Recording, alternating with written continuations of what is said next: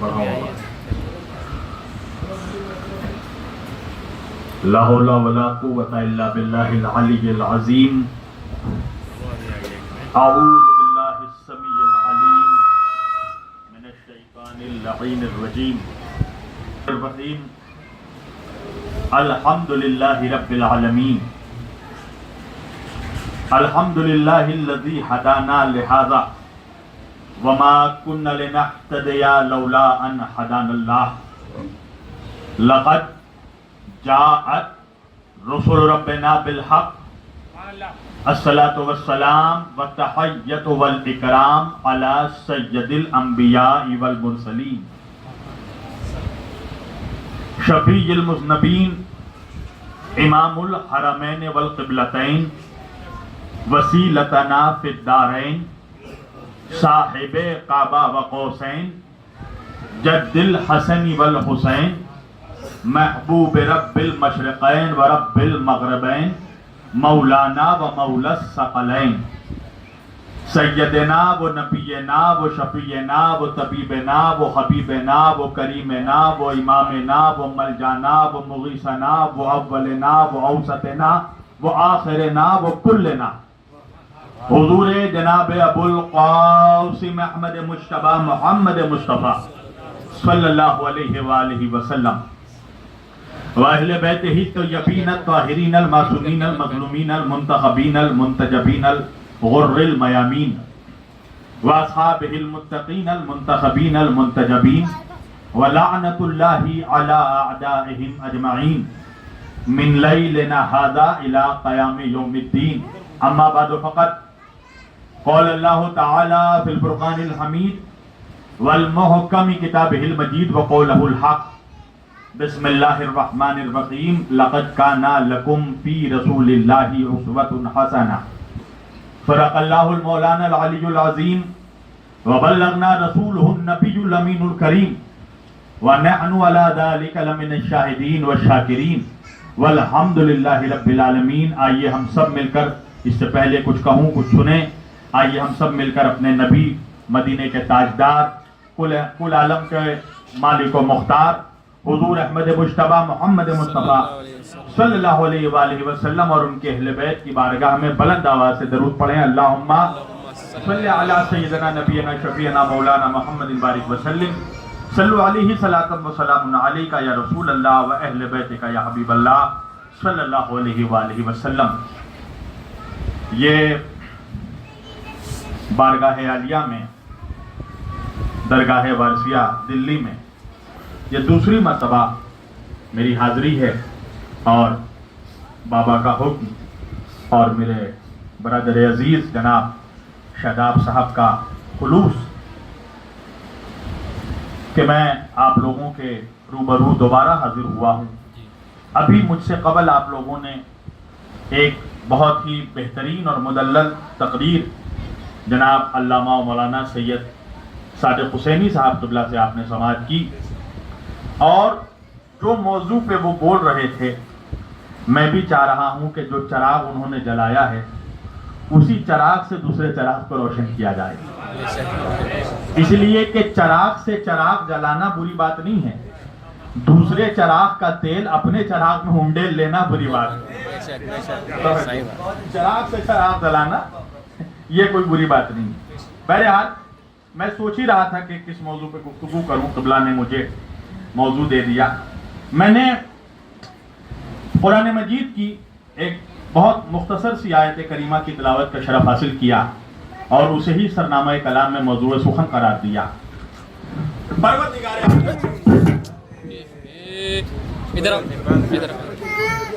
یا رسول اللہ و اہل بیتک یا حبیب اللہ صلی اللہ علیہ وسلم. پروردگار عالم اپنی مقدس کتاب قرآن مجید فرقان حمید میں اللہ یہ ارشاد فرما رہا ہے کہ بسم اللہ الرحمن الرحیم لقد کان لکم فی رسول اللہ اسوۃ حسنہ. دیکھو زمانے والوں، لوگوں، تمہارے لیے اس کائنات میں اگر کسی کا کردار، کسی کا کیریکٹر، کسی کا چرتر اگر تمہارے لیے اسوہ حسنہ ہے یعنی رول ماڈل ہے، وہ کس کا کردار ہے؟ وہ کس کی ذات ہے؟ وہ ذات ہے حضور محمد رسول اللہ صلی اللہ علیہ وآلہ وسلم کی ذات گرامی۔ اللہ کہہ رہا ہے کہ میرے نبی کا کردار، میرے حبیب کا کیریکٹر تمہارے لیے رول ماڈل ہے۔ اس کا مطلب یہ ہے کہ کائنات میں اگر کسی کی سیرت اپنی سیرت میں ڈھالنا ہے یا کسی کی سیرت میں ڈھل جانا ہے تو وہ سیرت رسول اللہ ہے صلی اللہ علیہ وسلم۔ کسی کے کیریکٹر کو اگر فالو کرنا ہے تو وہ کس کا کیریکٹر ہے؟ حضور prophet Muhammad peace be upon him and his family and his companions, حضور صلی اللہ علیہ وآلہ وسلم کا وہ کردار۔ حضور کی زندگی کا ہر عمل سنت ہے، توجہ ہے، سنت۔ سنت کس کو کہتے ہیں؟ میرے نبی کی سیرت کو کہتے ہیں سنت، یعنی وہ تمام کام جو نبی نے انجام دیا ہے اپنی زندگی میں، نبی کا اٹھنا ہمارے لیے سنت، نبی کا بیٹھنا ہمارے لیے سنت، نبی کا جاگنا ہمارے لیے سنت، نبی کا سونا ہمارے لیے سنت، نبی کا کلام کرنا ہمارے لیے سنت، نبی کا سلام کرنا ہمارے لیے سنت، نبی کا جنگ میں جانا ہمارے لیے سنت، نبی کا کسی سے صلح کرنا ہمارے لیے سنت۔ اس کا مطلب کیا ہے؟ سنت کس کو کہتے ہیں؟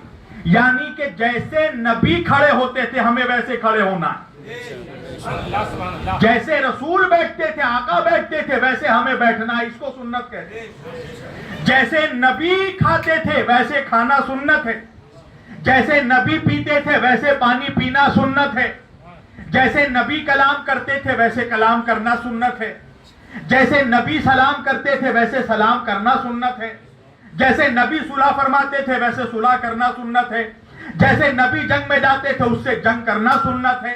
توجہ، اس کا مطلب کیا ہے؟ جو نبی نے کیا اسی کام کو دہرانا سنت ہے۔ اس کا مطلب یہ ہے کہ نبی جیسے کھڑے ہو ویسے کھڑے ہونا ہے، نبی جیسے بیٹھے ویسے بیٹھنا ہے، نبی جیسے جاگے ویسے جاگنا ہے، نبی جیسے سوئے ویسے سونا ہے۔ اس کا مطلب یہ ہے کہ نبی جس کو اپنے دل میں بیٹھائیں انہیں ہمیں بھی اپنے دل میں بیٹھانا ہے، اور نبی جسے اپنی بارگاہ سے بھگائیں انہیں اپنے دلوں سے بھگانا ہے۔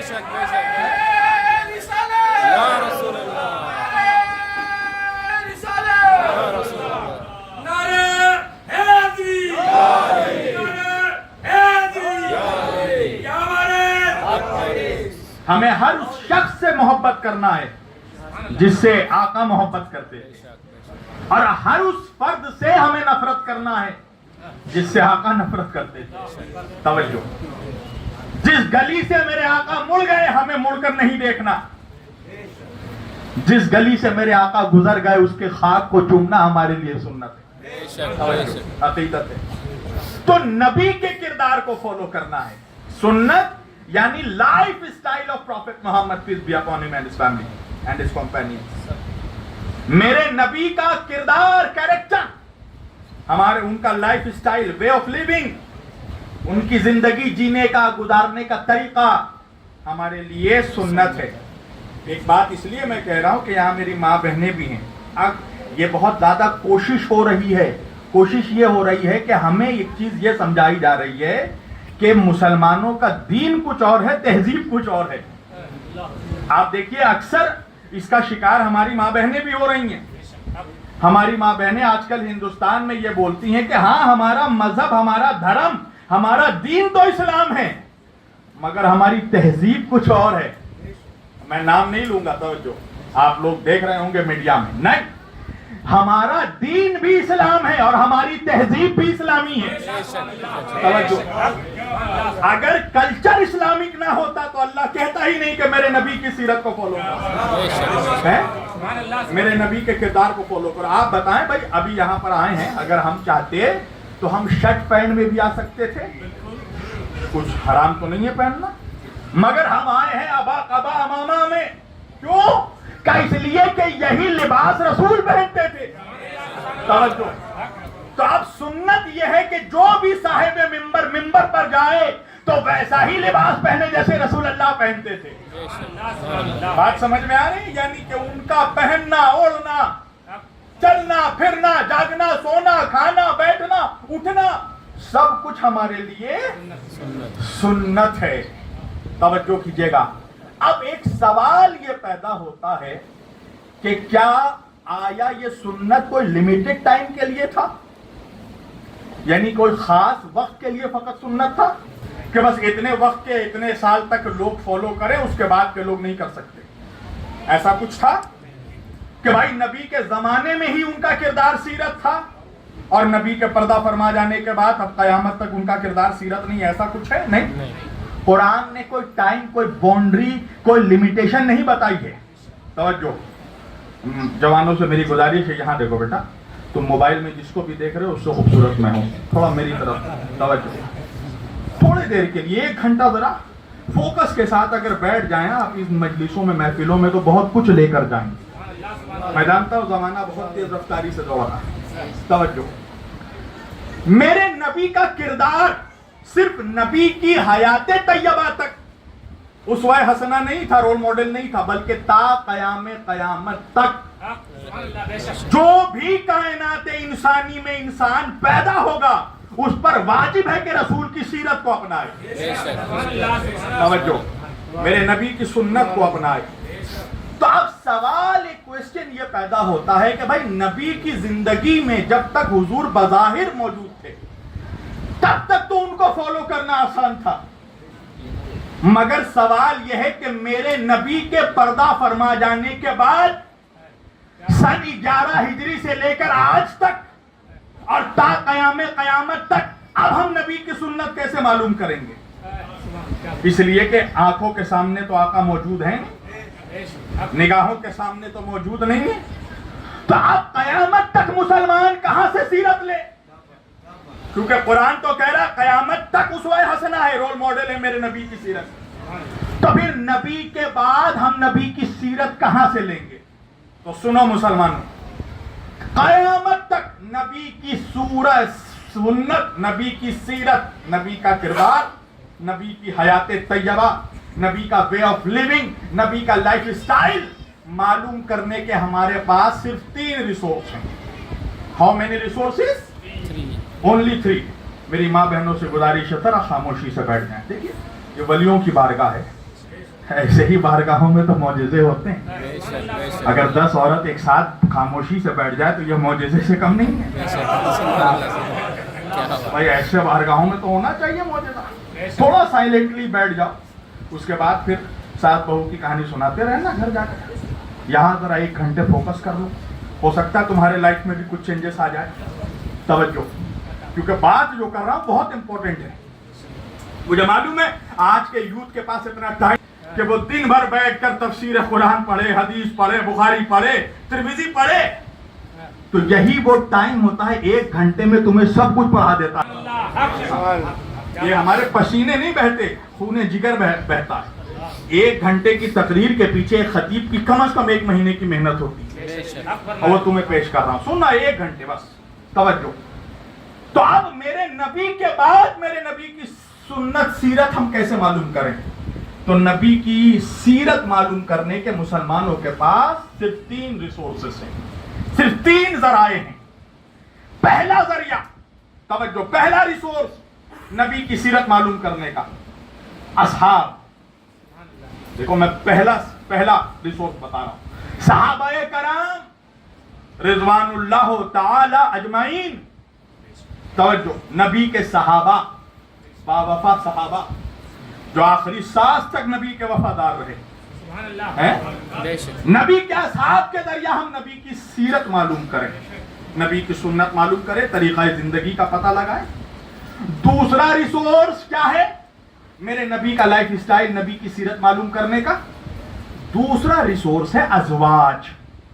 ازواج مطہرات امہات المومنین، نبی کی بیویاں، نبی کی ازواج کے ذریعہ ہم نبی کا لائف سٹائل، نبی کی سیرت، نبی کی سنت، نبی کی زندگی معلوم کریں۔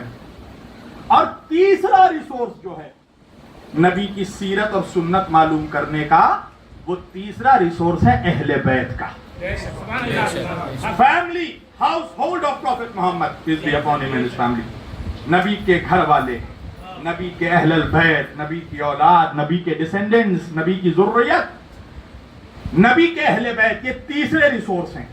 اہل بیت نبی کی سیرت معلوم کرنے کے تیسرے ریسورس ہیں۔ پہلا ریسورس کون ہے؟ اصحاب، صحابہ کے ذریعہ نبی کی سنت معلوم کرو۔ دوسرا ریسورس ازواج، نبی کی بیویوں کے ذریعہ نبی کی سنت معلوم کرو۔ تیسرا ریسورس ہے اہل بیت، نبی کے اہل بیت کے ذریعہ نبی کی سنت معلوم کرو۔ مگر کویشچن یہ سوال یہ پیدا ہوتا ہے مسلمانوں کہ کیا یہ تینوں ریسورس برابر ہیں؟ Are they equal? کیا یہ تینوں ریسورس ذرائع برابر ہیں؟ اصحاب، ازواج، اہل بیت، یہ تینوں ریسورس برابر ہیں؟ نہیں، نو، ناٹ ایٹ آل۔ کیوں برابر کیوں نہیں ہے؟ وجہ یہ ہے کہ اگر ہم اصحاب سے نبی کی سیرت معلوم کریں گے تو اصحاب کے ذریعہ ہم نبی کے گھر کے باہر کی سیرت تو معلوم کر سکتے ہیں، گھر کے اندر کی نہیں۔ توجہ کیجئے گا، بہت امپورٹنٹ پوائنٹس رکھ رہا ہوں۔ اصحاب نبی کے میدان کی سیرت تو بتا سکتے ہیں، مکان کی سیرت نہیں بتا سکتے۔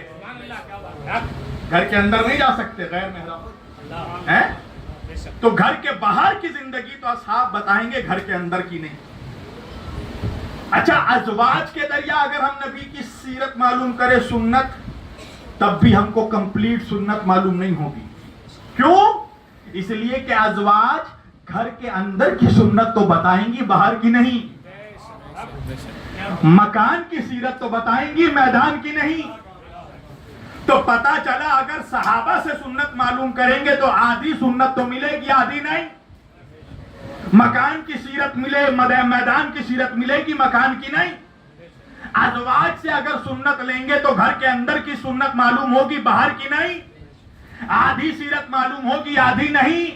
تو کیا کوئی ایسا ریسورس بھی ہے جو نبی کی کمپلیٹ سیرت بتائے؟ تو وہ سیرت ہے اہل بیت کی، جو مکان کی بھی سیرت بتائیں گے، میدان کی بھی سیرت بتائیں گے۔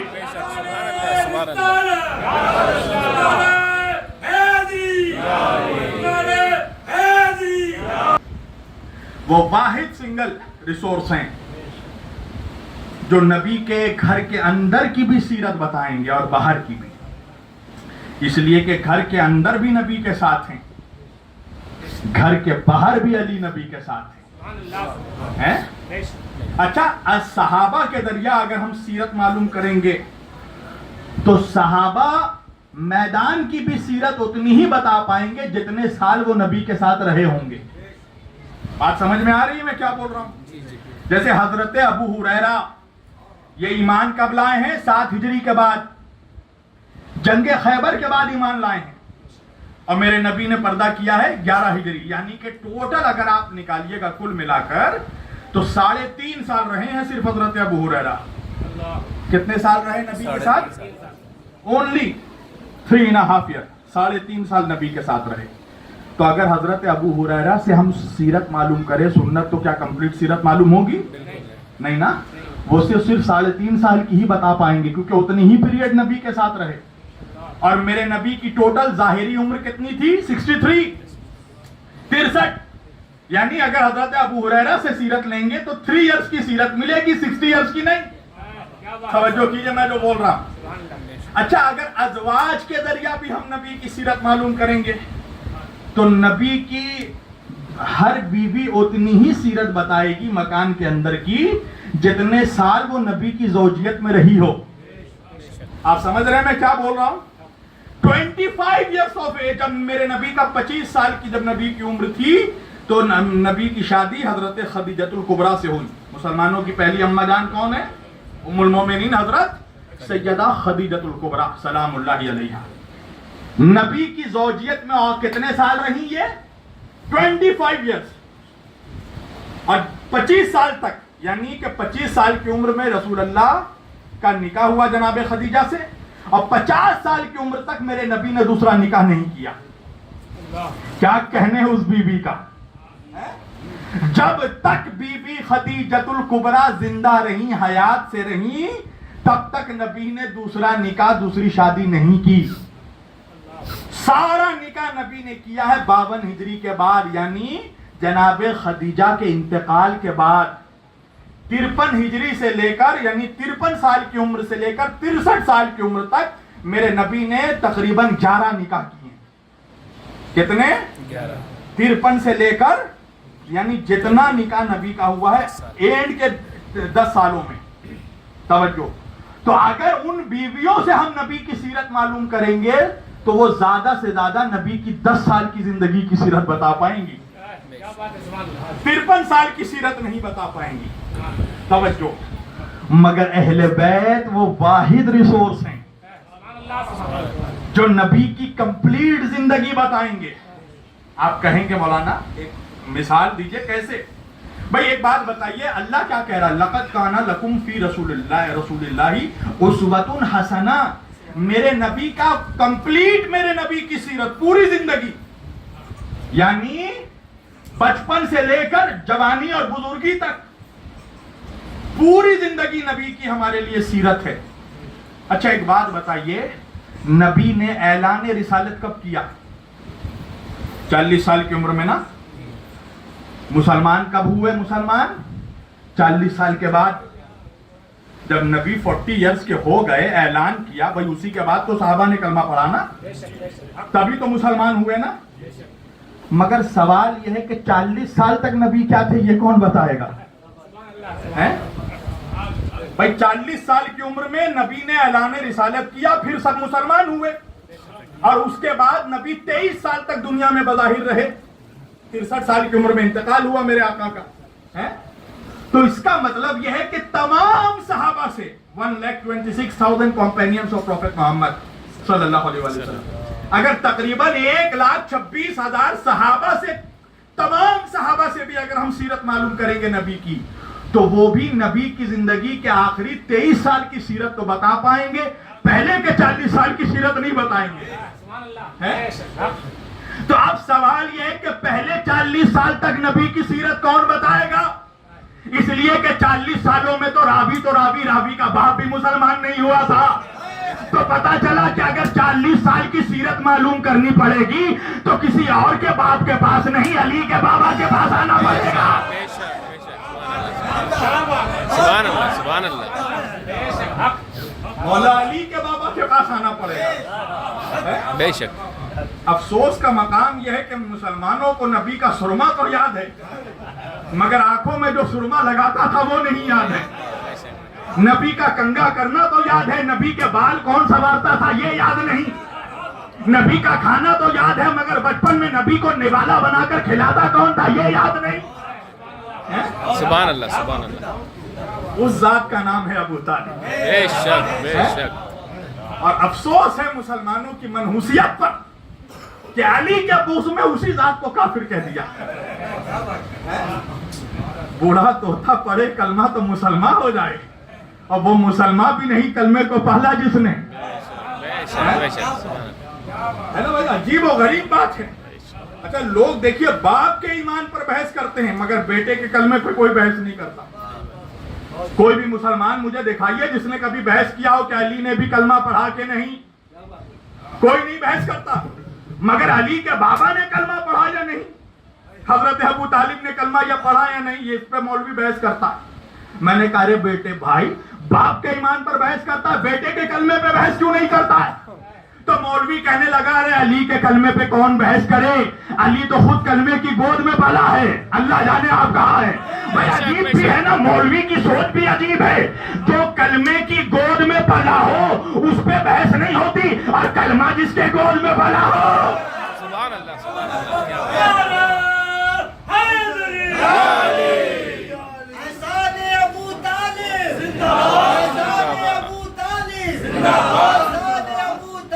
زندہ باد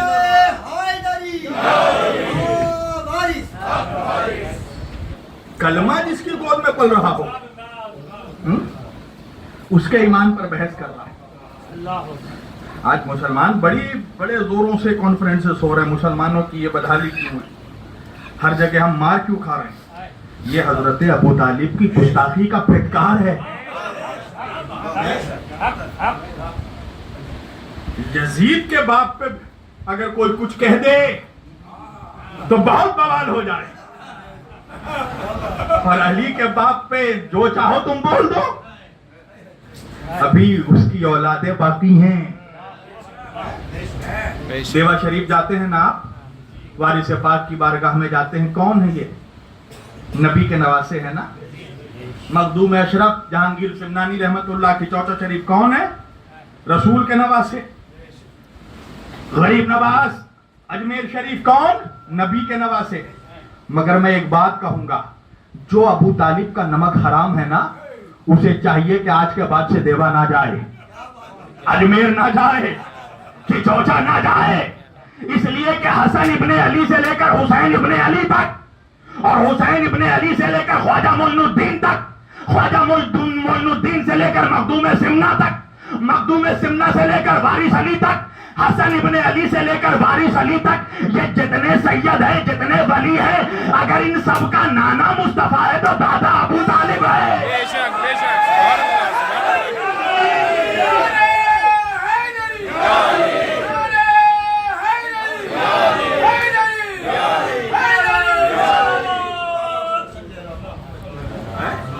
ان سب کے نانا اگر رسول اللہ ہے تو دادا حضرت ابو طالب. تمہیں مولوی نے ایک ہی کیپسول کھلایا ہے, سکے کا ایک ہی سائڈ دکھایا ہے کہ کربلا میں نبی کا لہو بہ رہا تھا. یہ کون بتائے گا منحوس کہ ابو طالب کا خون بہ رہا تھا؟ حسین فقط رسول کا نواسا نہیں ہے, ابو طالب کا پوتا ہے. بے شک بے شک. اس ذات کے بارے میں منحوست پھیلاتا ہے. کیا اچھا یہ بھی عجیب بات ہے کہ سنیت میں بھی ایک عجیب پیترے کھیلے جا رہے ہیں. پہلے سمجھیے اصول اہل سنت کیا ہے پتا آپ کو؟ اصول اہل سنت میں ایک اصول یہ ہے کہ اگر کسی کے کفر پر 1000 دلیل ہو اور اس کے ایمان پر فقط ایک دلیل مل جائے تو کفر کی دلیل نہیں, ایمان کی دلیل مانی جائے گی. اور یہ سارے اصول آ کر علی کے معاملے میں چینج ہو جاتے ہیں, علی کے بابا کے معاملے میں چینج ہو جاتے ہیں. کہنے وہ آپ سمجھے نہیں. میں نے کہا آپ ہی سمجھا دیجئے, سنت کے سب سے سمجھدار آدمی تو آپ ہی لوگ ہیں, آپ ہی سمجھا دیئے بھیا. سمجھا کے بانٹ رکھا مسلمانوں کو. کب وہ یہ ہوا تھا کہ آخری وقت جو ہے حضرت ابو طالب بستر پر تھے اور نبی نے جا کر چچا کے کان میں کہا چچا کلمہ پڑھ دیجئے, اور پھر چچا نے بھتیجے کے کان میں کہا بھتیجے میں کلمہ نہیں پڑھوں گا. میں نے کہا مولوی بھی عجیب منحوس ہیں بھائی, چچا نے بھتیجے کے کان میں کہا, بھتیجے نے چچا کے کان میں کہا, مولوی نے کیسے سن لیا؟ اور جو بات نبی کان میں کہتے ہیں وہ اب تک سنائی دے رہا ہے, اور وہ بات جو نبی غدیر کے میدان میں کہتے ہیں وہ نہیں سنائی دیا. کیا وہ بات ہے. نہیں سنائی دیتا. بے شک. اور روایت لے رہا عبداللہ ابن عباس سے, جن کی کل عمر 2 سال کی تھی جب حضرت ابو طالب کا انتقال ہوا. 2 سال کا بچہ راوی بن گیا. بتائیے, بڑے بڈھے نہیں سن سکے, 2 سال کا بچہ سن رہا تھا. یہ حضرت ابو طالب اور خاندان محمد کی گستاخی ہے جو مسلمانوں پر پھٹکار بن کر برس رہی ہے. حضرت ابو طالب کی توہین ابو طالب نہیں ہے, توہین مصطفیٰ ہے. اور صرف توہین مصطفیٰ نہیں, توہین خدا ہے. ارے وہ اللہ جو موسیٰ جیسے نبی کو بھیجتا ہے تو فرعون کے محل میں بھی ایک مومنہ کا انتظام کر دیتا ہے. کچھ لوگ دلیل دیتے ہیں نا کہ موسیٰ بھی تو فرعون کے محل میں پلے تھے, منحوس فرعون کے محل میں پلے تھے, فرعون کے گود میں نہیں پلے تھے. گود بی بی آسیہ کا تھا, قرآن نے جسے مومنہ کہا. اور ایک لمحے کو فرعون نے چاہا کہ موسیٰ کو اپنے گود میں لے, بچپن میں ہی موسیٰ نے تماچا مارا. اللہ جانے مسلمانوں کی غیرت کو کیا ہو گیا کہ موسیٰ جیسا نبی ایک ایک لمحے کو کافر کے گود میں نہیں رہ سکتا. اور فخر موسیٰ جس کے صدقے میں موسیٰ کو نبوت ملی, وہ محمد 40 سالوں تک جس کے گود میں پلے. حیدری حسنین کا بابا, مولود کعبہ, کعبے کی زینت, منبر کی زینت, سورج کو نکالے ہم تیرے حوالے, نعرہ حیدری. دیکھیے یہ مولا کی ہی مرضی ہے. میں نے سبجیکٹ کہاں سے شروع کیا تھا اور ٹرن کہاں کہاں ہو رہا ہے. اب قسم سے میں بیٹھ کر بول رہا ہوں, میں نے سوچا بھی نہیں تھا کہ میں حضرت عمران پر, حضرت ابو طالب پر مجھے بولنا ہے. یہ اشارہ کہیں اور سے ہو رہا ہے. توجہ, حضرت ابو طالب.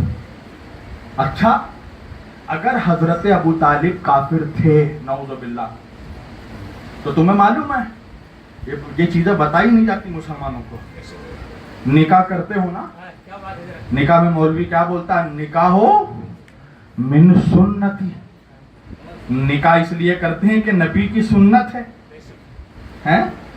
اچھا نکاح کرنا تو نبی کی سنت ہے, نکاح پڑھنا کس کی سنت ہے؟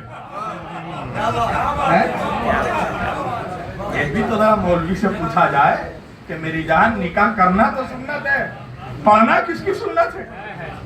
اور نبی کا پہلا نکاح کس نے پڑھا؟ نبی کا پہلا نکاح حضرت ابو طالب پڑھ رہے ہیں.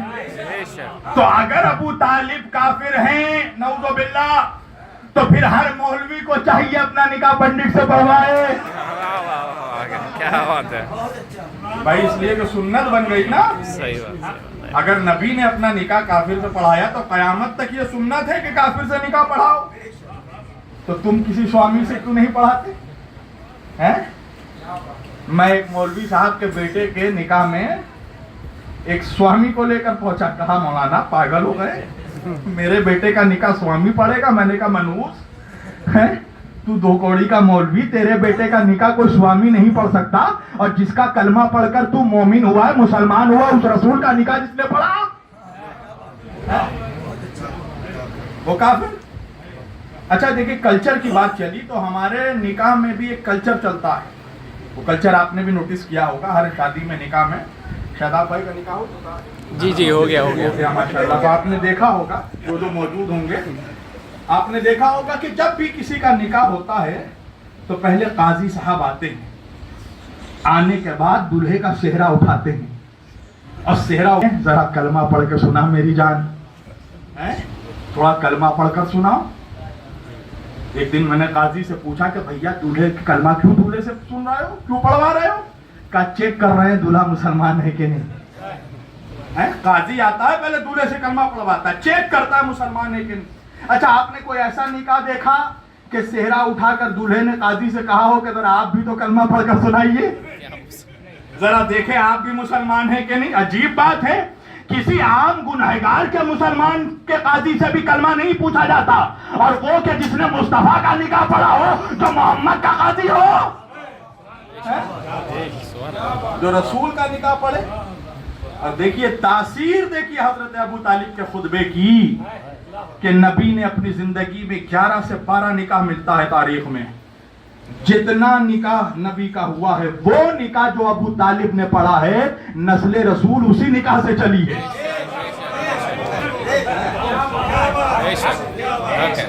بہت سوچنے کی بات ہے کہ فقط وہ نکاح جو خدیجہ سے, جناب خدیجہ سے جناب ابو طالب نے رسول کا پڑھایا, اسی نکاح سے نسل رسول چلی ہے.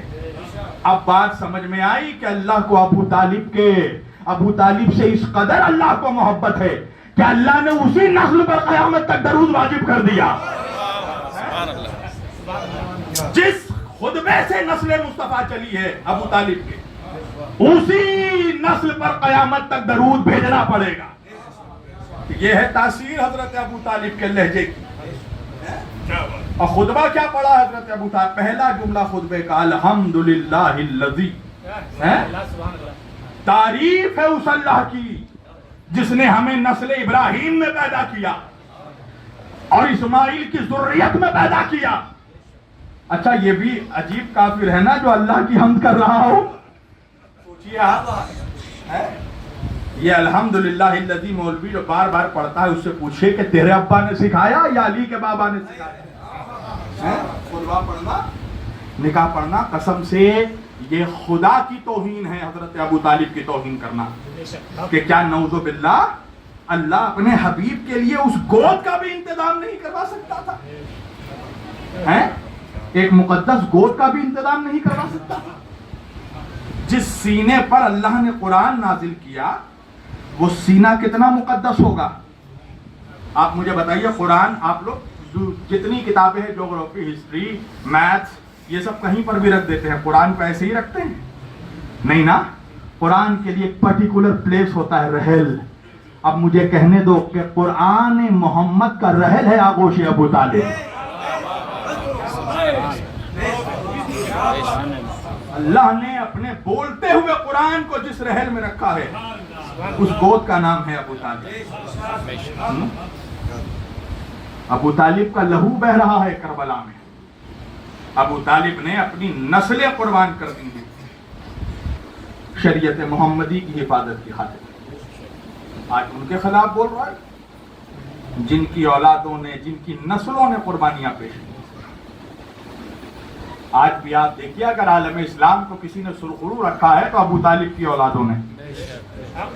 مولانا بول رہے تھے نا بھائی آج 57 ملک ہیں. ایسے رشیا کے امام مالک کو بھی کاؤنٹ کر لے تو تقریباً 63 تک چلا جاتا ہے، مگر میں 57 پہ ہی اتفاق کر رہا ہوں.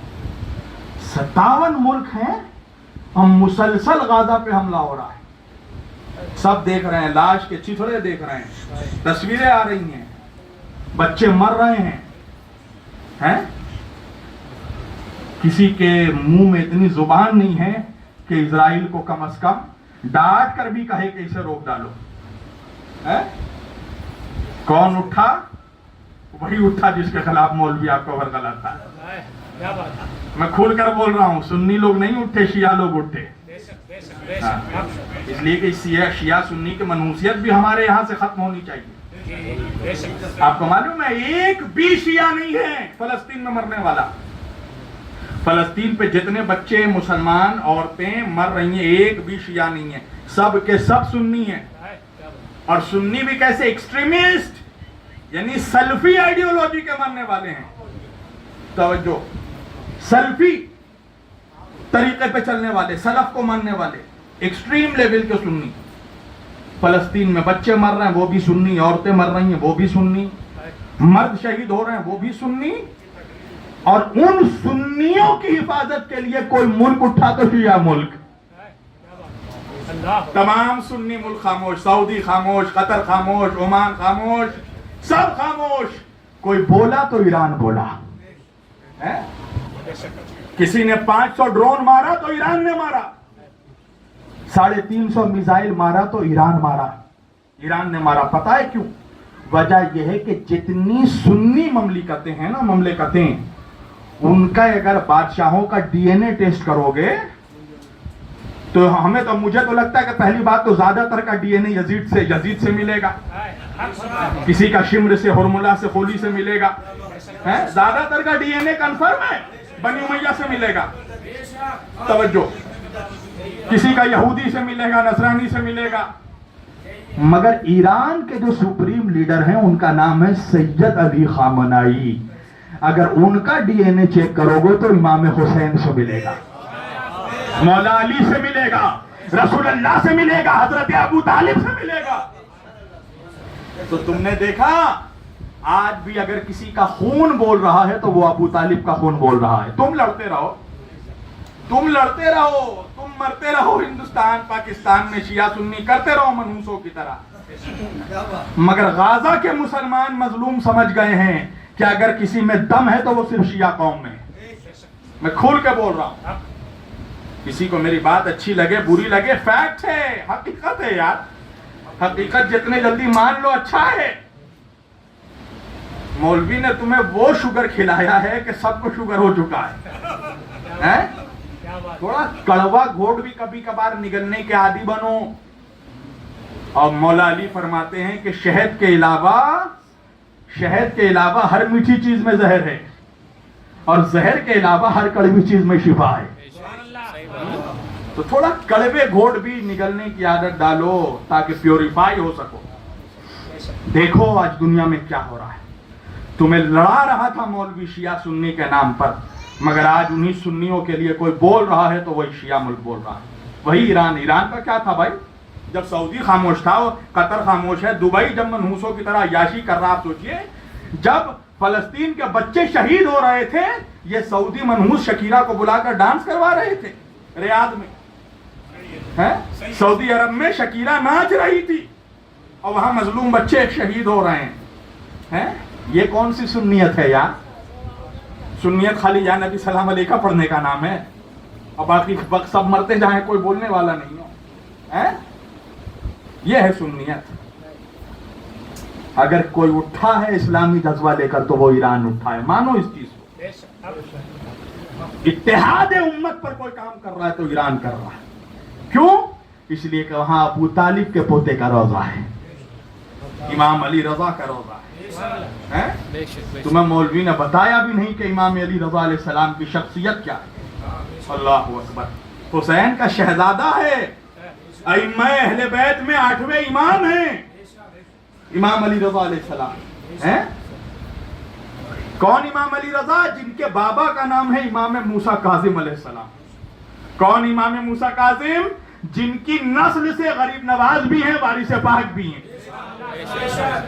سمجھ رہے ہیں آپ؟ یعنی جد ہوئے امام علی رضا، وارث پاک کے بھی جد ہوئے، غریب نواز کے بھی جد ہوئے. دونوں موسوی سادات ہیں. غریب نواز حضرت ابراہیم ابن امام موسیٰ کاظم علیہ السلام کی نسل میں سے ہیں اور وارث پاک حضرت قاسم ابن حمزہ ابن امام موسیٰ کاظم علیہ السلام کی نسل میں سے ہیں. کون ہے امام موسیٰ کاظم؟ مولا علی کے بیٹے امام حسین، امام حسن حسین. امام حسین کے بیٹے امام زین العابدین علیہ السلام. امام زین العابدین علیہ السلام کے بیٹے امام محمد باقر علیہ السلام. امام محمد باقر علیہ السلام کے بیٹے امام جعفر صادق علیہ السلام. اور امام جعفر صادق علیہ السلام کے بیٹے ہیں امام موسیٰ کاظم علیہ السلام. یعنی امام حسین کے پر پوتے، مولا علی کے پر پوتے. اور کیا امت نے بھی کیا ظلم کیا ہے اہل بیت پہ ہیں، آج تک ظلم کر رہی ہے. کربلا میں تو پورا گھرانہ لوٹ لیا. رسول نے بھائی تم سے مانگا کیا تھا؟ ایک بات بتاؤ مسلمانوں. بھی مولانا کہہ رہے تھے نا قرآن اور اہل بیت چھوڑ کر گئے تمہارے لیے. کس لیے چھوڑا بھائی؟ اپنی فیملی کیوں چھوڑی؟ تاکہ تم ہدایت پا سکو، تم صحیح راستے پہ چل سکو، تم اسلام کو صحیح معنوں میں سمجھ سکو کہ حقیقی اسلام کیا ہے، اس کی معنویت کیا ہے، اس کو سمجھ سکو. اسی لیے تو اہل بیت کو چھوڑا نا. اس لیے کہ اس زمانے میں اہل بیت سے اچھا کیریکٹر بھی کسی کا نہیں تھا. آپ یہ سمجھتے ہیں کہ کربلا 2 نسلوں کی جنگ ہے. صرف 2 نسلوں کی جنگ نہیں، 2 کرداروں کی بھی جنگ ہے. کربلا بھائی یزید کا یہ تو بہت بعد کا کارنامہ تھا کہ امام حسین علیہ السلام کو اس نے قتل کروایا، نبی کے بچوں کو شہید کروایا. یہ تو بہت بعد کا معاملہ ہے. اس سے پہلے یزید کا کردار کیسا تھا معلوم ہے آپ کو؟ کون ہے یزید؟ کھلا شرابی، یعنی چھپا کر شراب نہیں پیتا تھا، اوپن شرابی ہے. افسوس مجھے ہوتا ہے کہ آج بھی کچھ مسلمان ہیں جو یزید سے بھی ہمدردی رکھتے ہیں. سعودی عرب میں یزید کے نام کا مدرسہ بنا ہوا ہے. ہاں، ارے حضرت امیر المومنین یزید مدرسہ بنا ہے اس کے نام سے. تو وہ مسلمان آج مار نہیں کھائے گا تو کون کھائے گا؟ آپ سوچئے یزید کا کردار کیا؟ کھلا شرابی، کتوں کے ساتھ سونے والا، یعنی ہر وقت نجاست سے کتنی محبت تھی یزید کو. دیکھیے یزید کی قربت نجاست سے. ایک تو کھلا شرابی، دوسرا کتوں کے پالنے والا، کتوں کے ساتھ کھیلنے والا. منبر رسول پر بندروں کو نچواتا تھا. کون؟ یزید، جس نے اپنے باپ کے مرنے کے بعد اپنی سوتیلی ماں سے شادی کی. آپ کو معلوم ہے؟ اپنی سوتیلی ماں تو چھوڑ دیجئے، اپنے باپ کے مرنے کے بعد اپنی سگی پھوپھی سے اس نے شادی کی ہے. یہ اتنا منحوس تھا. اور پتہ ہے جب یہ پھوپھی سے شادی کرنے جا رہا تھا تو اس نے امام حسین کو خط لکھا تھا. اس کی کمینگی دیکھیے یزید کی. اس نے امام حسین علیہ السلام کو خط لکھا. خط میں کیا لکھا تھا پتہ ہے؟ خط میں یہ لکھا تھا کہ یہ بتائیے فرزند رسول کہ میرے دادا نے ایک پودا لگایا تھا, وہ پودا آج جوان ہو چکا ہے, تو کیا میں اس پودے کا پھل کھا سکتا ہوں؟ آپ سمجھ رہے, دیکھیے سوال کرنے کا انداز دیکھیے, اس لیے کہ شاعر تھا بنوس. اس نے امام حسین کو خط لکھا کہ میرے دادا نے ایک پودا لگایا تھا جو جوان ہو چکا ہے, کیا میں اب اس جوان درخت جو ہو چکا ہے اس کا پھل کھا سکتا ہوں؟ سنیے گا امام کا جواب, اور قربان جائیے نبی کے نواسے پر. امام حسین نے جواب میں لکھا کہ پہلے اس پھل کو چیر کر دیکھو, اگر اس پھل کے اندر سے گودا نکلے تو حلال ہے اور خون نکلے تو حرام ہے. جواب دیکھیے امام کا. اپنی پھوپھی سے نکاح کیا, اپنی سوتیلی بہن کے ساتھ اس منحوس نے بدفعلی کیا. آپ اس کا کردار دیکھیے. کہتے ہیں نا انسان کو اسی سے محبت ہوتی ہے جس سے اس کا کردار ملتا ہے. تو جو بھی اپنے دل میں, جس کے بھی دل میں یزید کی محبت نظر آئے تو دیکھیے کہ اس کے کردار میں بھی کہیں نہ کہیں یزیدیت ہوگی. ہے یزید کیا کر رہا تھا؟ یزید کربلا میں رشتوں کی دھجی اڑا چکا تھا. وہ بہن کے رشتے کو بدنام کر چکا تھا, پھوپھی کے رشتے کو بدنام کر چکا تھا. آپ کو معلوم ہے کربلا میں امام حسین کے کئی کارناموں میں ایک کارنامہ یہ تھا کہ امام حسین نے رشتوں کی آبرو کو بچا لیا. کربلا میں حسین نے رشتوں کی آبرو کو بچا لیا. حسین نے کربلا میں بتایا کہ دیکھو بھائی ہو تو عباس کے جیسا, بہن ہو تو زینب کی جیسی, بیٹا ہو تو سجاد کے جیسا, بھتیجا ہو تو قاسم کے جیسا, بھانجے ہو تو انو محمد کے جیسے.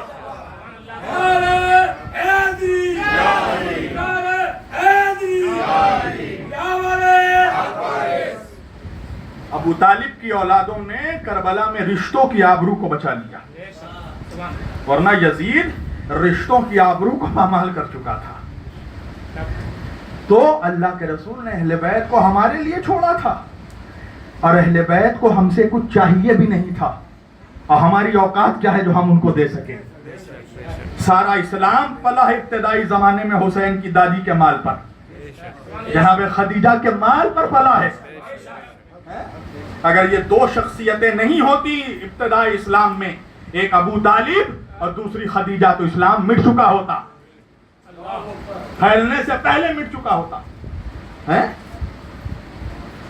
تو ہمارے لیے چھوڑا اور ہم سے کچھ مانگا نہیں میرے نبی نے, ہماری حیثیت کیا ہم دے سکے. اللہ کہہ رہا لولا لما خلقت الافلاک, اس کائنات کو ہم نے پیدا ہی کیا حبیب تیرے صدقے میں, تیری محبت میں, تیرے لیے. تو بھائی کائنات کا ذرہ ذرہ میرے نبی کا صدقہ ہے, ملکیت ہے ان کی. تو جو خود ان کی ملکیت ہو اس میں سے وہ ہم سے کیا لیں گے؟ ہم تو ان کا صدقہ کھا رہے ہیں. اسی لیے آپ دیکھو سبوں پر ہر مسلمان صدقہ کھا سکتا ہے, مگر اہل بیت پر صدقہ حرام ہے. اس لیے کہ ان کے صدقے میں تو ہم اور آپ جی رہے ہیں, وہ کیسے صدقہ لے سکتے ہیں؟ تو کچھ نہیں مانگا میرے نبی نے, ایک چیز مانگی تھی. قرآن کی آیت چیخ کر کہہ رہی تھی, آیت سورہ شعراء کی آیت, کیا الا المودۃ فی القربى. ایک چیز مانگی تھی میرے نبی نے کہ مسلمانوں مجھے تم سے مال دولت خزانہ کچھ نہیں چاہیے, تم دے کیا سکتے ہو مجھے. ایک چیز میرے نبی نے مانگی ہے, افسوس کہ مسلمان وہ بھی نہیں دے پایا. اور وہ چیز کیا تھی؟ میرے نبی نے کہا کہ مجھے میرے اہل بیت کی محبت دے دو, مودت دے دو, میرے اہل بیت کا خیال رکھنا. یہی خیال رکھا تم نے کہ ابھی 50 سال نہیں ہوئے تھے رسول کے جانے کو کہ کربلا میں سارا گھر برباد کر دیا, سارا گھر لوٹ لیا. اور آج مسلمان سوچ رہا ہے ایسا حال کیوں ہے؟ بھائی کربلا میں آپ سوچئے, کربلا میں پورا گھر لوٹ لیا.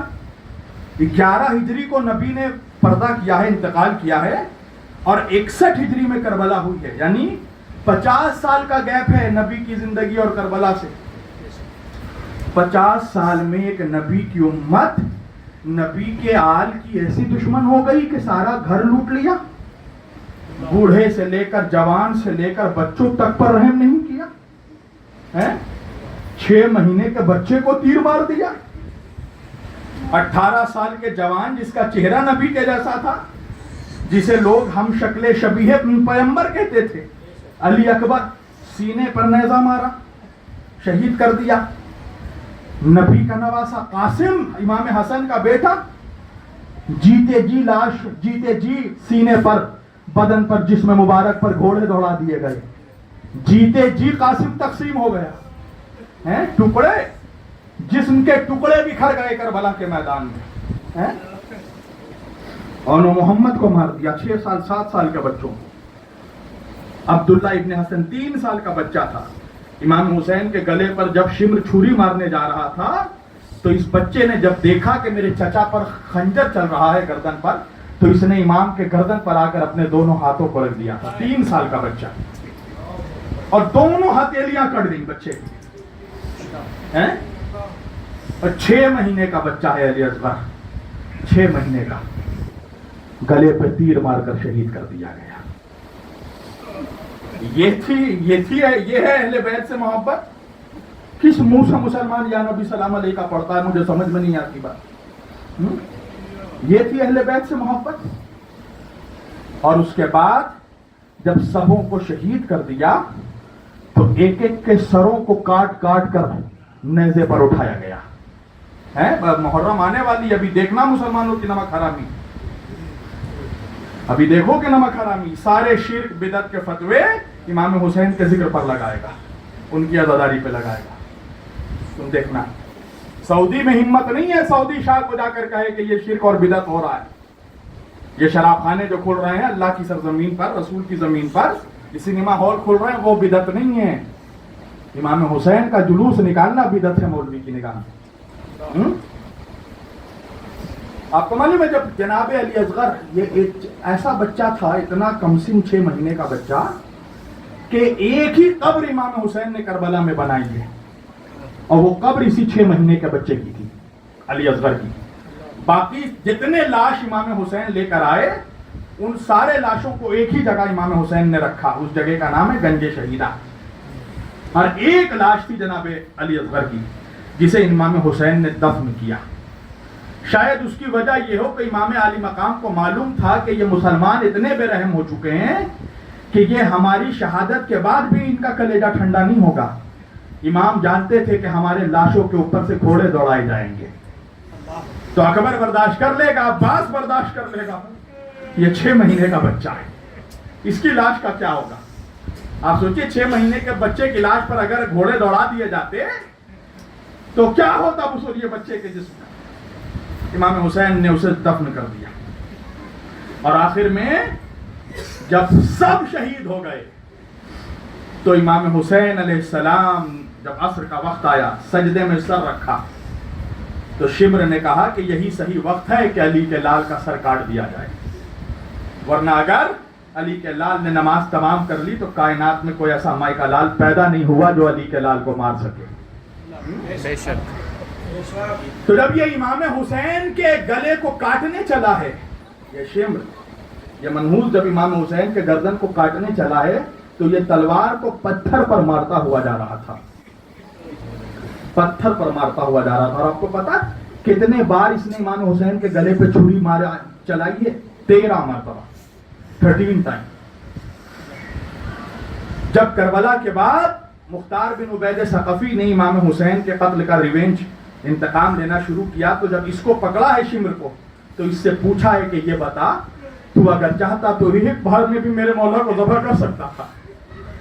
मेरा मौला थक चुका था 71 लाश उठा उठाकर, है जिसने अपने जवान का लाशा देखा हो, जिसने अपने बच्चे की लाश देखी हो, कुछ तो रहम करता। तूने एक मर्तबा में ज़ब्ह क्यों नहीं किया? ये 13 मर्तबा छुरी क्यों चलाई? तो शिम्र कहता है कि मेरे दिल में अली और अली के औलादों का वो बुग़्ज़ था हुसैन का, कि मैंने अपने तलवार में कई दिनों से मैं जहर में मिला रहा था तलवार, और जब मैं हुसैन को कत्ल करने गया तो मैं अपने तलवार को पत्थर पर मार रहा था ताकि तलवार की धार खत्म हो जाए, ताकि जब हुसैन के गले पर छुरी चलाऊं तो हुसैन को ज्यादा से ज्यादा तकलीफ हो, अजियत हो। تو وہ کہتا ہے کہ اس عالم میں جا کر جب میں نے حسین کے گردن پر چھری ماری، حسین کا سر سجدے میں تھا، تو آپ کو پتا ہے، اچھا آپ نے ابھی عید الاضحیٰ گزرا، آپ نے دیکھا ہوگا جانور کو آپ کیسے ذبح کرتے ہیں، بالکل آرام سے یوں چھری چلاتے ہیں نا، وہ یوں نہیں چھری چلا رہا تھا. آپ کو میں کیسے بتاؤں، آپ نے جنگل میں کبھی دیکھا کچھ لکڑہارے کو جب وہ لکڑی کاٹتا ہے تو وہ یوں مارتا ہے، وہ امام علی مقام کے گلے پہ یوں چھری مار رہا تھا. اس سے پوچھا کہ 13 مرتبہ چھری تو نے کیوں چلائی؟ تو وہ کہتا ہے کہ جب میں حسین کے گلے پہ چھری مارتا تھا تو حسین 3 دن کے پیاسے تھے، بھوکے تھے. حسین کے گلے کی رگیں اتنی خشک ہو چکی تھی، اتنی سوکھ چکی تھی کہ میری چھری حسین کے رگوں میں پھنس جاتی تھی. میں بار بار خنجر اٹھاتا تھا، حسین کے گردن پر مارتا تھا. پوچھا گیا کہ شمر یہ بتا کہ جب تو حسین کے گلے پہ چھری مار رہا تھا میرا مولا کچھ کہہ رہا تھا؟ تو شمر نے کہا کہ جب میں نے کان لگا کر سنا تو میں نے دیکھا حسین کچھ دعا کر رہے ہیں سجدے میں. کہا حسین کیا کہہ رہے تھے؟ تو شمر نے کہا کہ جب میں چھری مار رہا تھا تو حسین سجدے میں کہہ رہے تھے اے میرے پروردگار میرے نانا کی امت کو بخش دے. اتنا کریم ہے، اتنے کریم نانا کا اتنا کریم نواسا، اور اس کے ساتھ یہ سلوک. اچھا امام حسین کو مارنے کے بعد بھی دل ٹھنڈا نہیں ہوا. امام حسین کے اکیلے کے لاش مبارک پر 22,000 گھوڑے دوڑائے گئے، اور وہ بے حرمتی کی گئی جو تاریخ اسلام میں کبھی کسی دوسرے مسلمان کے جنازے کے ساتھ وہ بے حرمتی نہیں ہوئی. امام حسین کے جسم سے لباس کھول دیا گیا. امام حسین کا آپ نے دیکھا بھیڑیوں کی طرح، جس طرح ایک بھیڑیے اپنے شکار پر حملہ کرتے ہیں، مسلمان اس طرح حملہ کر رہا تھا امام اپنے نبی کے نواسے کی لاش کے اوپر. کوئی آیا کرتا چھین کر لے گیا، کوئی آیا دستار نوچ کر لے گیا، کوئی آیا امام حسین کی تلوار چھین کر لے گیا. روایت یہ بتاتی ہے کہ ایک ظالم کی نگاہ امام حسین کی انگوٹھی پر پڑی. اس نے چاہا کہ امام کی انگلی سے انگوٹھی اتاریں. جب امام حسین کی انگلی سے انگوٹھی نہیں اتری تو روایت کے جملے ہیں کہ اس ظالم نے اپنے نیام سے چھری نکالا اور امام حسین کے ہتھیلیوں پر چھری چلا دیا، انگلیاں کاٹ دی امام کی انگوٹھی کے خاطر. یہ ظلم. اس کے بعد بھی دل ٹھنڈا نہیں ہوا، تمام سروں کو کاٹ کاٹ کر اٹھایا گیا نیزوں پر. تو عمر سعد یہ کون تھا؟ صحابی رسول کا بیٹا ہے، حضرت سعد ابن ابی وقاص کا بیٹا ہے. یہ عمر ابن سعد ابن ابی وقاص، عشرہ مبشرہ میں جس صحابی کا نام ہے اس کا بیٹا ہے. یزید کے لشکر کا کمانڈر عمر ابن سعد ابن ابی وقاص نے آ کے کہا کہ ذرا گنو کتنے سر ہیں. تو ایک ظالم نے کاؤنٹ کر کے بتایا کہ 71 سر ہیں، 71. تو وہ ظالم کہتا ہے عمر سعد کہ میں نے تو سنا ہے کہ 72 لوگ مارے گئے، تو یہ 72واں سر کس کا ہے؟ تو ایک ظالم نے کہا کہ وہ 72واں سر حسین کے 6 مہینے کے بچے کا ہے. حسین نے اس کی لاش کو کربلا کی کسی نرم زمین پر دفن کر دیا.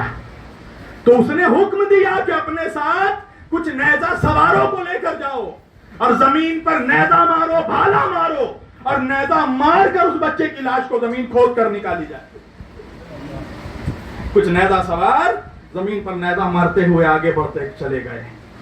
ایک ظالم نے اب جو نیزہ مارا تو نیزہ جو نکلا تو نیزے میں پھنس کر 6 مہینے کے بچے کی لاش باہر نکل آئی. شمر نے دیکھا، شمر آگے بڑھا اور بڑھنے کے بعد اس بچے کی لاش کو نیزے سے کھینچا اور کھینچنے کے بعد اپنے پیر میں رکھا اور چھری نکال کر اس 6 مہینے کے بچے کے گلے پہ بھی ذبح کر دیا، چھری چلا دی.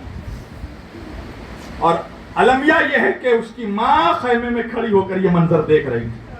اللہ کسی اور ماں کو قیامت تک وہ دن نہ دکھائے جو اس اصغر کے بچے کی ماں نے دیکھا ہے. ام رباب نے یہ منظر اپنی آنکھوں سے دیکھا کہ 6 مہینے کے بچے کے گلے پر چھری چلائی جا رہی. اس پر بھی دل بھرا نہیں مسلمانوں کا. چھوڑ دیتے، اب تو ہو گیا انتقام پورا بھائی. حکومت چاہیے تھی، دولت چاہیے تھی، اقتدار چاہیے تھا، ختم کر دیا تم نے نبی کی اولادوں کو، مار ڈالا ایک ایک بچے کو. ایک بیمار بس خیمے میں بچا ہے. اب تو دل ٹھنڈا ہو جاتا. آپ ایک بات بتائیے, آپ نے دنیا میں بڑے سے بڑے قتل دیکھے ہوں گے, اور آج کل تو یہ قتل وتل یہ سب چیزیں عام ہو گئی ہیں. بہت قتل آپ نے دیکھا ہوگا, مگر آپ نے کوئی ایسا قتل نہیں دیکھا ہوگا کہ قاتل نے مقتول کو قتل کرنے کے بعد اس کے گھر کی بیٹیوں کو, نواسیوں کو, اس کی بیویوں کو کبھی بازاروں سے گھمایا ہو. آپ بتائیے, اگر آج کسی مسلمان کی کسی عورت کو اگر بازار سے پھرایا جائے, آپ دیکھ سکتے ہیں آپ کے بازار میں آپ کی بیوی یا آپ کی بہن یا آپ کی بیٹی کے سر سے کوئی آنچل کھینچ لے, آپ برداشت کریں گے؟ مگر یہ ظلم نبی کی بیٹیوں کے ساتھ ہوا. کربلا میں اس خون کے کھیل کے بعد بھی یزیدیوں کا دل نہیں بھرا. نبی کی نواسیوں کو, نبی کی گھر کی بہوؤں کو, نبی کی بیٹیوں کو بازاروں سے گھمایا گیا. کیسے گھمایا گیا؟ ہاتھ گردن کے پیچھے باندھ دی گئی. جناب زینب کی, ام کلثوم کی ہاتھوں کو گردن کے پیچھے باندھ دیا گیا, نبی کی بیٹیوں کے باندھ دیا گیا, اور سروں سے چادریں چھین لی گئیں, اور بازاروں سے گھمایا جا رہا ہے. گھمانے والے بھی مسلمان, تماشا دیکھنے والے بھی مسلمان. کربلا سے لے کر کوفہ سے لے کر شام نبی کی بیٹیوں کا, نواسیوں کا تماشا بنایا جا رہا, اور تماشا دیکھنے والے, تالی بجانے والے بھی مسلمان. کہاں ختم ہو گئی تھی غیرت مسلمانوں کی؟ ہیں؟ اب بھی تم ہم سے پوچھتے ہو کہ ہم لوگ روتے کیوں ہیں؟ آپ بتائیے, اس تاریخ پر روئے نہیں تو کیا ہنسے گا مسلمان؟ کون بے غیرت مسلمان ہے جو ہنسے گا؟ ہیں؟ ابھی محرم آئے گا, کچھ منحوس ہیپی نیو ایئر, نیا سال مبارک کو بھیجنا شروع کریں گے. ان سے پوچھنا کہ کس بات کی مبارکبادی بھائی, کس بات کی مبارکبادی؟ نبی کی بیٹیوں کو بازاروں سے گھمایا گیا, اس کے لیے نیو ایئر منائے, اس کی مبارکبادی؟ نبی کے بچوں کو ذبح کر دیا گیا, اس کی مبارکبادی منائے؟ نبی جس گلے کو چومتے تھے اس گلے پہ چھری چلا دی گئی, اس کی مبارکبادی منائے؟ تو مولوی کہے گا نہیں, اس دن حضرت آدم کی توبہ قبول ہوئی, نوح علیہ السلام کی کشتی رک گئی. ان منحوسوں سے پوچھنا کہ تجھے آدم یاد ہیں, نوح یاد ہیں, ابراہیم یاد ہیں, تجھے اپنا رسول یاد نہیں ہے؟ تجھے رسول کے بچے یاد نہیں ہیں؟ کہاں؟ اور اب دیکھیے, ایک نئی کانسپریسی سازش ایک نئی ہے جو میرے لیے بولنا ضروری ہے. آج مولوی چاروں طرف ایک چیز کر رہا ہے, دیکھ رہا ہے کہ یہ ایسا غم ہے امام حسین کا, یہ روکنے سے رکنے والا نہیں. تو اب کیا کیا جا رہا ہے معلوم ہے؟ اس کو, غم کو خوشی میں بدلنے کے لیے ایک چیز بہت زیادہ ہماری سوسائٹی میں عام کی جا رہی ہے. وہ کیا ہے؟ کہ عاشور کو روزہ رکھو. اور عاشور کا روزے کا ثواب ایسے بیان کرتا ہے مولوی جیسے وہ رمضان سے بھی افضل ہو. سوچئے گا, یہ سوچنے کی بات ہے. کہ امام حسین کی محبت میں روزہ رکھو. ذرا اس مولوی سے یہ پوچھئے گا کہ کیا کربلا میں امام حسین نے بھی عاشور کو روزہ رکھا تھا؟ بھائی روزہ رکھنے کے لیے بھی شرائط ہے نا, کنڈیشن ہے. 2 شرط تو ہر مسلمان جانتا ہے, ایک سحری کرنا, دوسرا افطار کرنا. آپ بتائیے, جن کے خیموں میں 7 محرم سے پانی نہیں تھا, جن کے بچوں کو کھانے کے لیے کھجور نہیں تھا, وہ کربلا میں انہوں نے روزہ کب رکھا؟ افطار کب کیا؟ سحری کب کی؟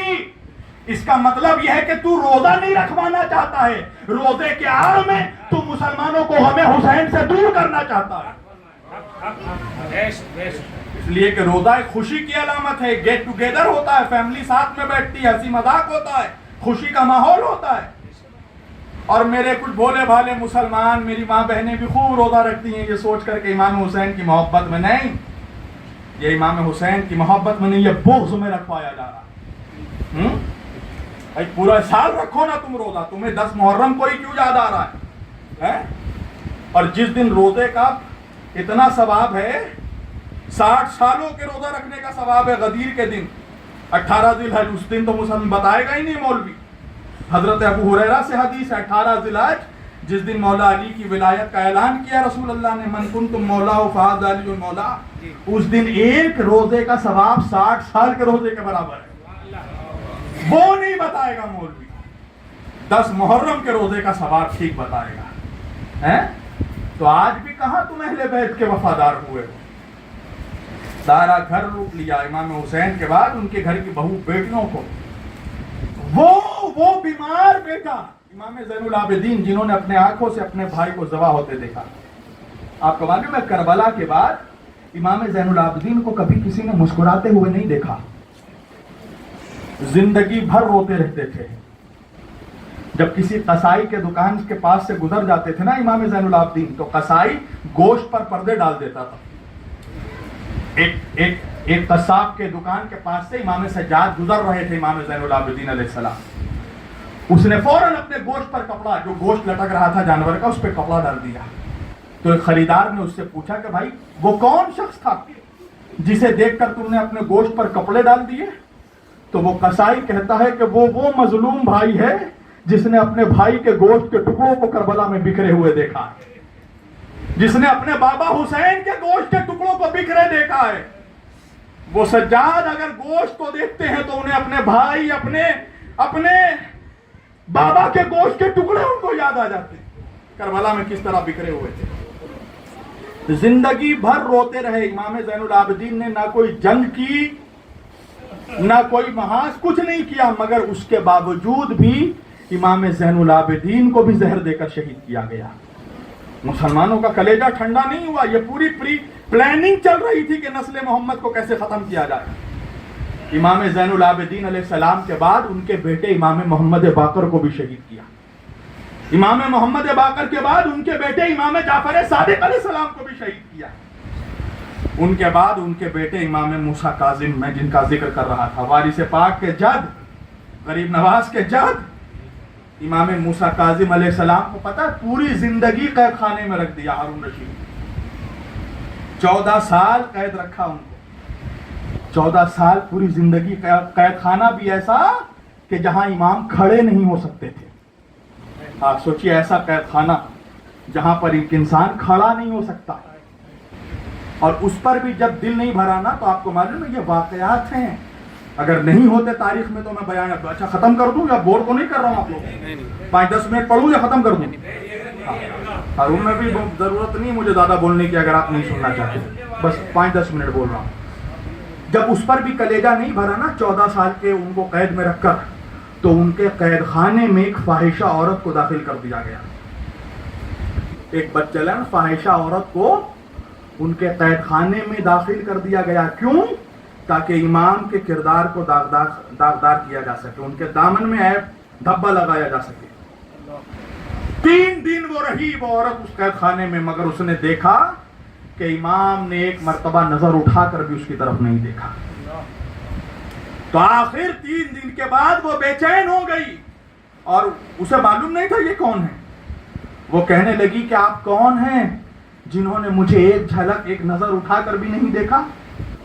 میں تو وہ ہوں کہ جس سے ملنے کے لیے بڑے بڑے عمراء تڑپتے ہیں، جسے دیکھنے کے لیے بڑے بڑے رئیس تڑپتے ہیں. آپ کون ہیں جس نے میری طرف دیکھا تک نہیں؟ تو امام نے اس سے پوچھا کہ تیرے پاس کیا ہے؟ تو اس نے کہا میرے پاس حسن ہے. حسن. تو امام نے کہا حسن دیکھنا چاہتی ہے؟ کہا دکھائیے مجھے. امام نے آسمان کی طرف اشارہ کیا. جیسے یہ ہاتھ ہٹایا تو اس عورت نے دیکھا کہ جنت کی حوریں امام موسیٰ کاظم کا طواف کر رہی ہیں.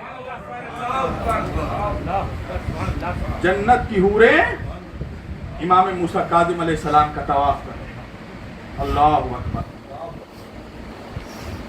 بس یہ آخری پوائنٹ رکھ رہا ہوں پھر تقریر سمیٹ دوں گا. اس پر بھی جب دل نہیں بھرا تو اس کے بعد 7 جنگلی شیروں کو پکڑ کر لایا گیا اور ایک پنجرے میں رکھا گیا. 7 جنگلی شیروں کو، اور پورے عوام کو بلایا گیا تماشا دیکھنے کے لیے.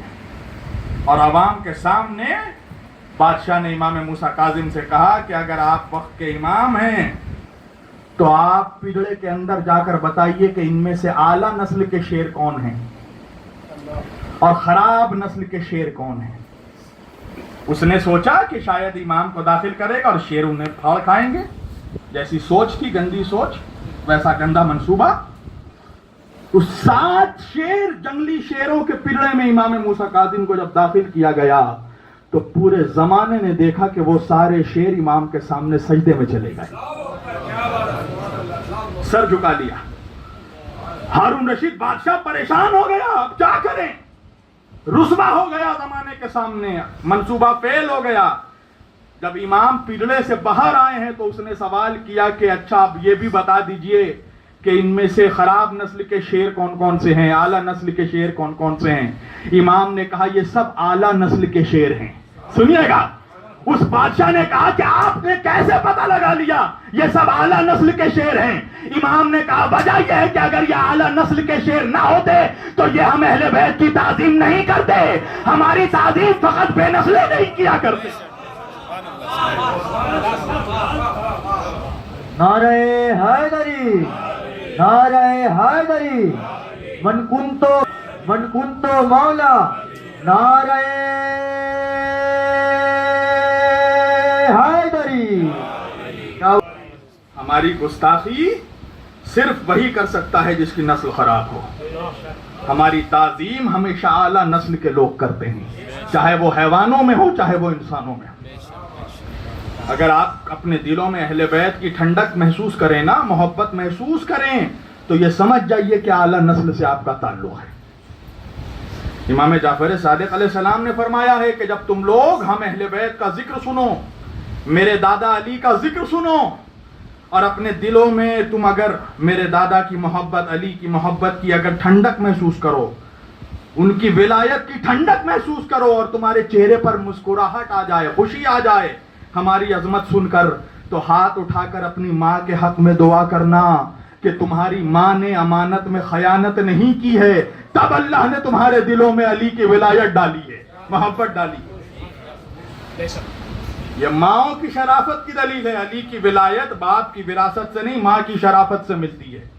اگر اماں شریف ہے تو بیٹا علی کا چاہنے والا ہوگا، اور اگر ماں کے کردار میں کہیں بھی کچھ بدچلنی پائی گئی تو وہ بچہ کبھی علی کا چاہنے والا نہیں ہو سکتا۔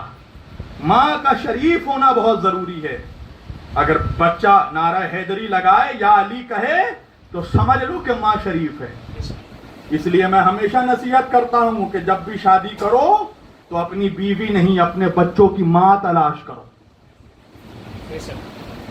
خاندان دیکھو، صرف چہرہ نہ دیکھو۔ کیچڑ میں بھی کنول کھلتا ہے، تو ایسے کو مت لاؤ جو کیچڑ میں کھلے۔ اگر خاندان اچھا ہوگا، نسل میں شرافت ہوگی، بیوی پاک دامن ہوگی، تو تمہاری نسل کی وہ ذمہ دار ہے۔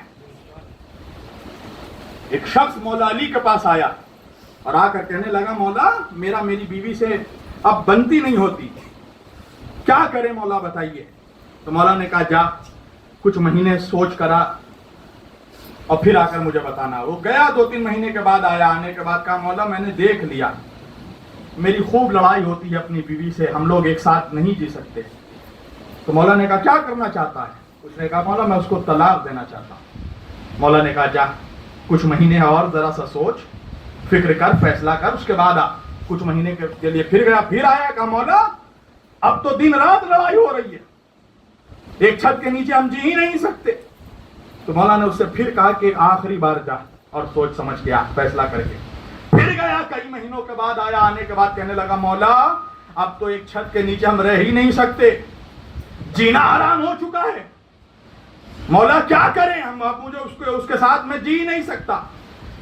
جب اتنا ایکسٹریم ہو گیا وہ، تو مولا نے اس سے آخر میں کہا کہ یہ بتا کہ تیری بیوی ہمارے بارے میں کیا خیالات رکھتی ہے؟ کہا مولا آپ کی تو بڑی چاہنے والی ہے، اہل بیت کی بہت بے پناہ محبت کرنے والی ہے۔ تو مولا نے کہا یہ بتا اس سے تیری کوئی اولاد ہے؟ کہا ہاں مولا ایک بیٹا ہے۔ مولا نے کہا تیرا بیٹا کیسا ہے؟ کہا مولا وہ بھی آپ سے بے پناہ محبت کرتا ہے، آپ اہل بیت کا بے پناہ چاہنے والا ہے۔ تو مولا نے کہا جا اپنی بیوی کے ساتھ یہ سوچ کر نبھا لے کہ اس نے تیری نسل بچا لی ہے۔ وہ بد زبان ہے مگر بدچلن نہیں ہے، اس کے کردار میں شرافت ہے۔ تیرا بیٹا ہمارے چاہنے والا ہے، یہ اس کی پاک دامنی کا ثبوت ہے، یہ سوچ کر نبھا لے کہ اس نے تیری نسل کو بچا لیا۔ اس لیے ماں کا شریف ہونا بہت ضروری ہے اہل بیت سے محبت کے لیے۔ کچھ ہی لوگ چنے جاتے ہیں اہل بیت کی محبت کے لیے۔ آپ سوچئے کربلا کے وقت کیا 72 ہی مسلمان تھے؟ لاکھوں کی تعداد میں. آپ سوچئے شرابی کے لیے لاکھوں کی تعداد, جواری کے لیے لاکھوں کی تعداد, کتے باز کے لیے لاکھوں کی تعداد, بندر باز کے لیے لاکھوں کے مسلمان کھڑے ہیں, اور ساتھی کوثر کے نواسے کے ساتھ صرف 72. تو کیا مطلب ہے؟ پتا چلا کہ جو حق پر ہوتے ہیں وہ کم ہوتے ہیں, کچھ ہی دل چنے جاتے ہیں اہل بیت کی محبت کے لیے. اس لیے کبھی یہ مت سمجھیے گا کہ کہیں بہت بھیڑ ہے, فلاں صاحب کے ساتھ فلاں مولوی کے ساتھ لاکھوں لوگ ہیں, تو اس کا یہ مطلب نہیں ہے کہ وہ حق پر ہے. تو پھر تو یزید بھی حق پر ہوگا, نعوذ باللہ. اس لیے کہ بھیڑ تو یزید کے ساتھ تھی, حسین کے ساتھ تو 72 تھے. تو بھیڑ کے ذریعے اگر کوئی بلیک میل کرے تو بلیک میل مت ہونا, یہ دیکھنا کہ حسین کہاں ہے. بس ختم کر دی میں نے بات, ختم ہو گئی. 2 منٹ کی بات ہے میری, ختم ہو گئی تقریر. اچھا یہ بتائیے, نماز سب سے بڑی عبادت ہے کہ نہیں؟ سب سے بڑی عبادت کیا ہے؟ فروع دین میں نماز ہے نا. نماز کے بعد روزہ, روزے کے بعد حج, زکات. اچھا یہ بتائیے, اللہ نے قرآن میں نماز کا حکم دیا ہے نا, ہمیں دیا ہے نا, نماز کا حکم دیا ہے, روزے کا حکم دیا ہے. مگر مجھے بتائیے قرآن کی 6666 آیتوں میں ایک آیت بھی مجھے دکھائیے کہ اللہ نے کہا ہو کہ میں نمازیوں کے ساتھ ہوں. کہیں کہا اللہ نے؟ نہیں کہا.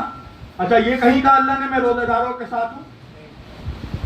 بھئی حج بھی بہت بڑی عبادت ہے, اللہ نے کہیں کہا کہ میں حجیوں کے ساتھ ہوں؟ زکات بہت بڑی عبادت, اللہ نے کہیں کہا کہ میں زکاتیوں کے ساتھ ہوں؟ کیا وجہ ہے, کیوں نہیں کہا اللہ نے؟ بھائی کچھ نہیں کہتا, میں کہتا ہوں اللہ یہی کہہ دیتا میں مولویوں کے ساتھ ہوں, سارے مولوی خوش ہو جاتے. اس سے بڑی کیا دلیل ہوتی؟ مگر اللہ نے قرآن میں کہیں نہیں کہا کہ میں نمازیوں کے ساتھ ہوں, روزے داروں کے ساتھ ہوں, حاجیوں کے ساتھ ہوں, زکاتیوں کے ساتھ ہوں. وجہ کیا ہے؟ اگر اللہ قرآن میں کہہ دیتا کہ میں نمازیوں کے ساتھ ہوں, تو 1400 برس کے بعد بھی آج ہم مسلمان یہ فیصلہ نہیں کر پاتے کہ کربلا میں اللہ کس کے ساتھ تھا. اس لیے کہ نمازی یہاں بھی وہاں بھی, روزے دار یہاں بھی وہاں بھی, حاجی حسین کے بھی ساتھ, حاجی یزید کے بھی ساتھ, زکات دینے والے حسین کے بھی ساتھ, زکات دینے والے یزید کے بھی ساتھ. تو اللہ نے بھی ایک پالیسی میکنگ جملہ کہا قرآن میں, ان اللہ مع الصابرین, میں صبر کرنے والوں کے ساتھ ہوں. اس لیے کہ کربلا میں یزید صبر کرنے والا, حسین صبر کرنے والا.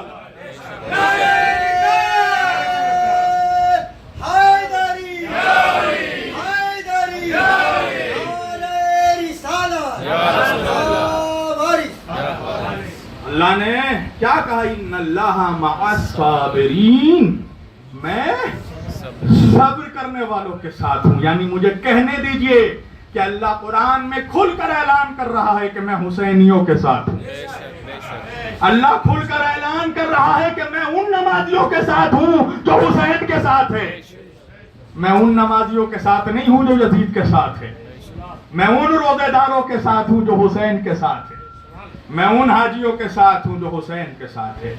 تو پتا چلا کہ جو حسین کے ساتھ ہے اللہ اس کے ساتھ ہے, اور اللہ جس کے ساتھ ہے اس کی دنیا بھی کامیاب ہے, اس کی آخرت بھی کامیاب ہے.